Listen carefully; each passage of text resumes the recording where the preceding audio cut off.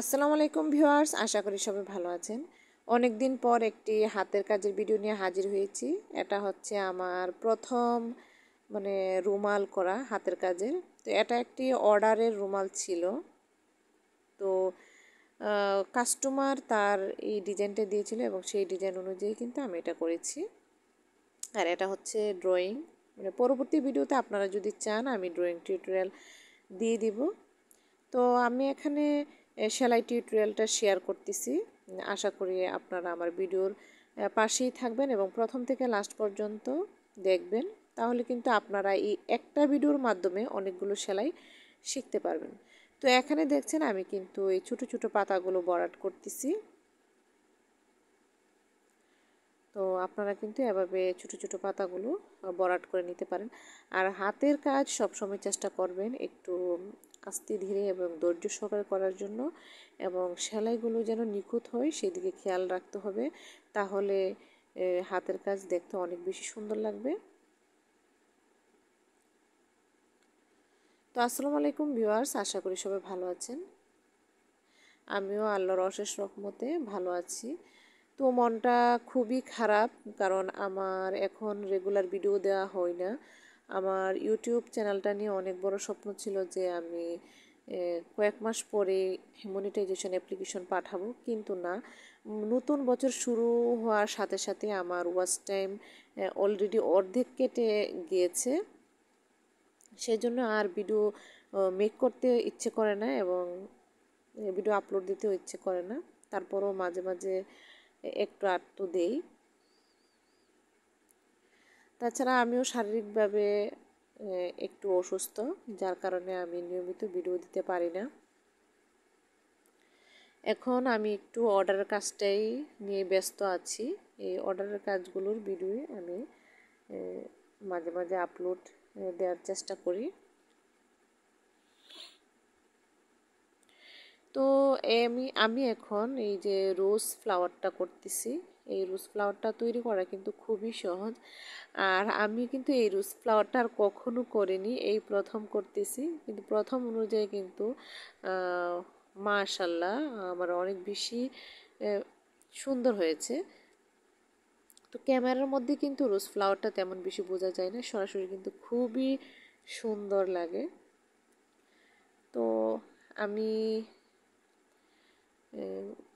সিদ্ধান্ত নিয়েছি যে পরবর্তী ভিডিওতে আমি নিজের জন্যই আমার মেয়ের জন্য একটি জন্মদিনের বার্থডে ওয়ালমেট তৈরি করব এবং আমাদের ম্যারেজদের একটি ওয়ালমেট তৈরি করব, সেটাও কিন্তু আমি আপনাদের সাথে শেয়ার করব। তো আশা করি আমার ভিডিওর সাথেই থাকবেন। তো গোলাপ ফুল তৈরি করার জন্য এভাবে আপনারা প্রথম 5টি লাইন করে নেবেন এবং 5টি লাইনের ভিতর একটি একটি সুতা বাদ দিয়ে এটার ভিতর দিয়ে এভাবে করে নিয়ে পেঁচাবেন, তাহলেই কিন্তু গোলাপ ফুল তৈরি হয়ে যাবে। খুবই সহজ এবং খুবই সুন্দর।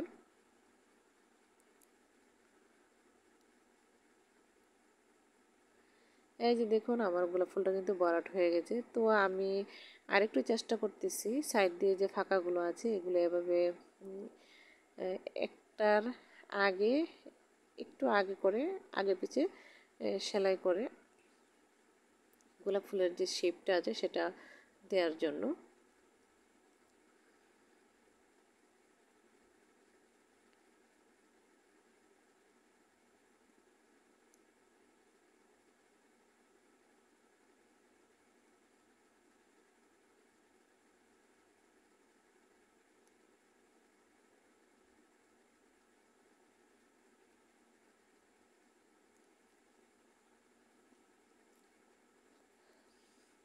তো আমি এখন এই যে লেটার আছে সেটা আমি সেলাই করে দেখাবো।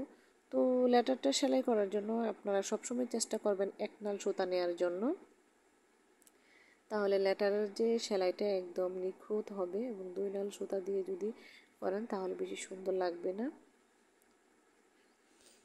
তো আমি প্রথমে লেটারটাকে এভাবে করে ব্যাক স্টিচ দিয়ে পুরোটা লাইন এঁকে নিচ্ছি।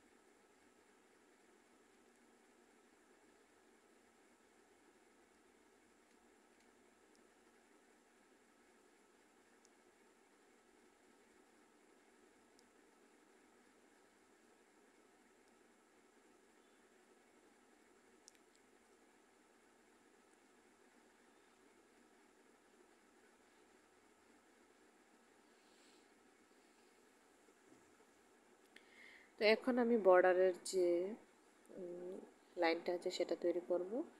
তো এটাকে চেইন স্টিচ বলে। তো এভাবে করে আমি চেইন স্টিচ দিয়ে এই কাজটা করতেছি।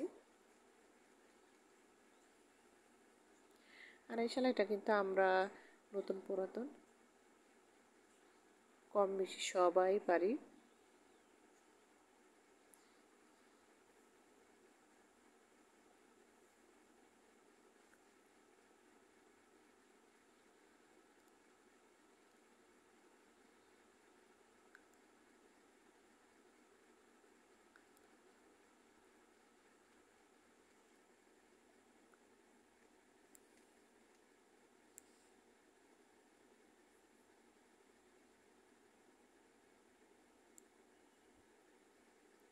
আর আমি সবসময় চেষ্টা করি যে পারিশ্রমিকটা একটু কম হলেও মানে কাজটা যেন সুন্দর হয়, কাস্টমার যেন খুশি হয়।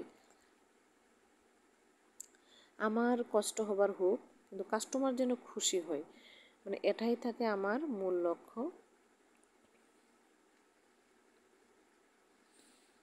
কাজের ক্ষেত্রে আমি কোনো কিছু কম্প্রোমাইজ করি না, যে যাক যেভাবে হোক একটা করে দিই। এরকম চিন্তা ভাবনা কখনোই আমার মাথায় আসে না। আমি কাজটাকে খুব ভালোবেসে খুব যত্ন সহকারে সবারগুলো এরকমভাবে করে দিতে পারে। আর ভিউয়ার্স, পাতা সেলাইগুলো তো আপনারা সবাই পারেন, তারপরও আমি এখানে দেখিয়ে দিচ্ছি।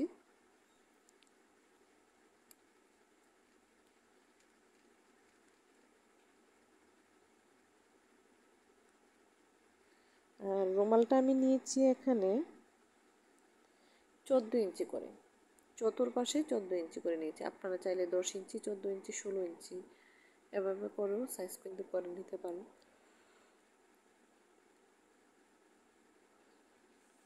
তো আমার কাপড়টা একদম সুতি ভয়েল ছিল, একটু পাতলা ছিল, সেই জন্য আমি এখানে কাপড়টাকে 2 ভাঁজ করেই এই রুমালটা তৈরি করেছি।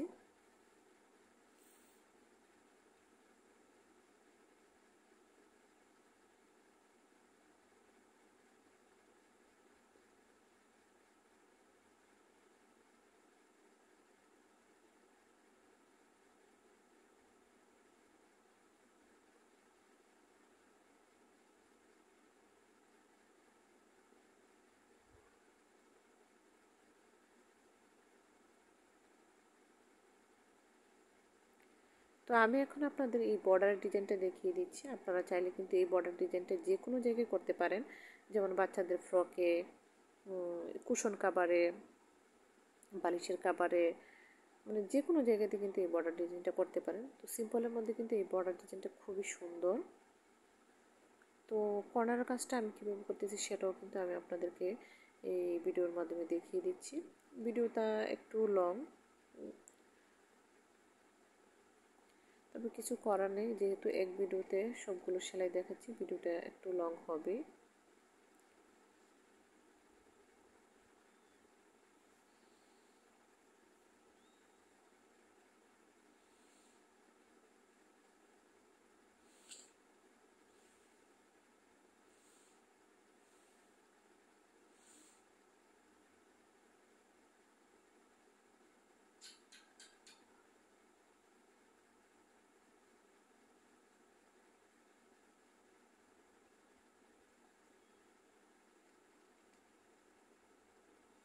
তো আমি এখন এই যে বাংলা লেখাটা যে এটা করে দেখাবো। তো এটাও কিন্তু আমি করেছি পুরোটা ব্যাক স্টিচ দিয়ে, মানে এভাবে করে।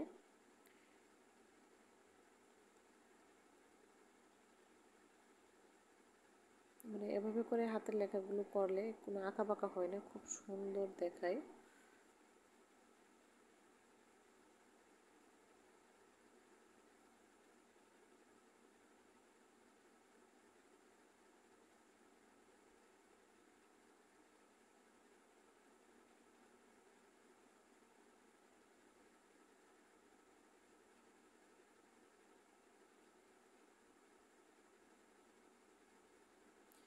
তো ভিউয়ার্স, আমি এখানে কিন্তু একটা অক্ষরও করে দেখাচ্ছি ব্যাক স্টিচ দিয়ে। দেখেন যে কোনো অক্ষর কিন্তু আপনারা এভাবে চাইলে ব্যাক স্টিচ দিয়ে করতে পারেন।